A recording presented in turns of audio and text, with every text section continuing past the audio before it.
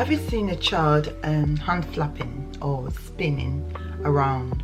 Or you were in a public place and there was a sudden noise and you saw a particular child covering their ears or even absconding, trying to run away, and have you wondered what is going on? Well, keep watching and I will tell you more about it.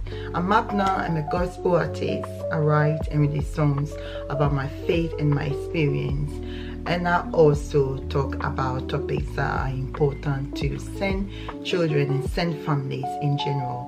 I released a song called Special Needs Child, and if you're not already familiar, I'll urge you to look for this song and listen, and if you like it, to like it and to share it to other people, and I hope that they will also enjoy it. Well, so let's get right into it. I want to talk about stimming, and it's spelled S-T-I-M-M-I-N-G. So stimming is a behavior that our children will engage in because they are responding to stimuli which is impacting on them. What are stimuli or stimulus? They are messages that are sent to us through our senses. For example, the best and easy way to explain is, if I went out now and it was sunny, there was this sunny weather, it was really hot, the sun was burning, what will happen to my body? Naturally I'll begin to sweat. If you pass the food to me and it was smelling good, what will happen? I'll start to salivate and want to eat the food. So my body is reacting to my environment. So when it comes to stimuli, there are messages that are sent to us in our environment, and it can be sent to our sight, our hearing, our feeling, our touch, the temperature. These are all messages that are sent to our senses, and you and I will respond to them adequately and have no issues at all. However, our children can be hypersensitive to those senses, to these messages, or hypersensitive to these messages. So in this video, I will only focus on auditory messages. So what I mean is messages that come through our ears. So I'll particularly look at sound and noise or loud noises.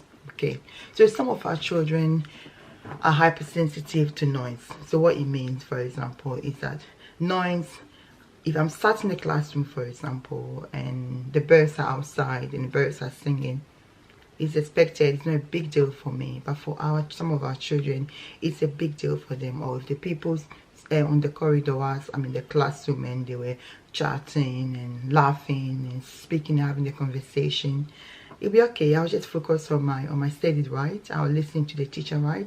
But our children, some of our children will not. They'll find it disruptive, so they'll want to find out, or they'll be a little bit unsettled or distressed.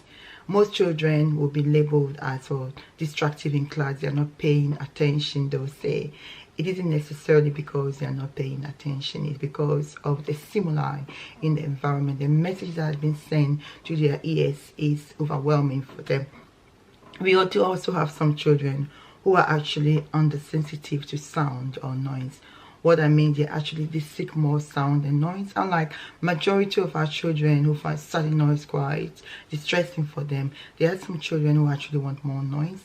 And how will you know? These children would engage in specific stimming behaviors, for example, hitting on the wall, because they like the sound of it. So we see this child is very naughty, hitting the wall and breaking my walls. It's because they like the sound that they're making, hitting on the wall. Some other children who are hyposensitive, it means that they seek out more noise, will be repeating certain words, and we call it vocalization or echolalia.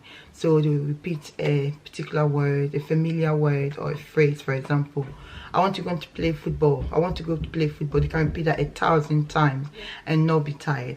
This is because it's either they are processing the message or they are finding really hard and they are trying to seek out some kind of support to help them regulate their emotions, or they are extremely anxious. There could be a lot of reasons why, but the majority of the reason is a stimming behavior. So stimming behaviors are behaviors that our children will engage in order to soothe themselves from the pain and the discomfort that they are experiencing as a result of the sensory overload, the message which is coming through their senses. And like I said in this video, I'm only focusing on noise, on loud voices. What about us who attend church? The music, the drum and the music will really be overpowering for our children. They'll find it distressing, and so they will cover their ears. There are a lot of senses. We have about 5-6 senses in general when our children undergo a sensory diet. I want to leave it here because I just wanted to focus on what stimming is. Examples of stimming behaviors that are particularly examples when it comes to sensory overload, loud noises or noise, and flapping, like I say, hitting the wall because they like the noise. So these are children who are under sensitive, who want more noise. Covering their ear when there's a sudden noise. Absconding. Imagine you and your child in a public place and there was a sudden siren of an ambulance. If they were not prepared, they'll be frightened, so they will want to abscond, run away, and they can put themselves or others in danger. Some children actually also respond to this sensory overload by just shutting up. So they probably lay on the floor and then just shut out and completely ignore you when you ask them to completely not respond. They are irresponsive because they are in pain. They are trying to process all this noise in the environment, which is really impacting them. And so this is all for now. I'll just focus on I'll just focusing on stimuli. I was trying to explain what stimming is, and I was just trying to also explain some of the examples of the messages that we get through our auditory sensories. And I said that we have different types of senses and different types of sensory overload. In my next video, look out for my next video where I will talk more about what to do when our children engage in these stimming behaviors. How can we support them to engage in these behaviors safely? Thank you for taking time to listen. If there is any questions you'd like to ask me, please drop it down and I will take time and respond. If you feel this is really useful for a Sen family, yes, please go ahead and share, like, subscribe, because the more you subscribe, the more I'm encouraging to post more videos. And until I see you in the next video, you look after yourself.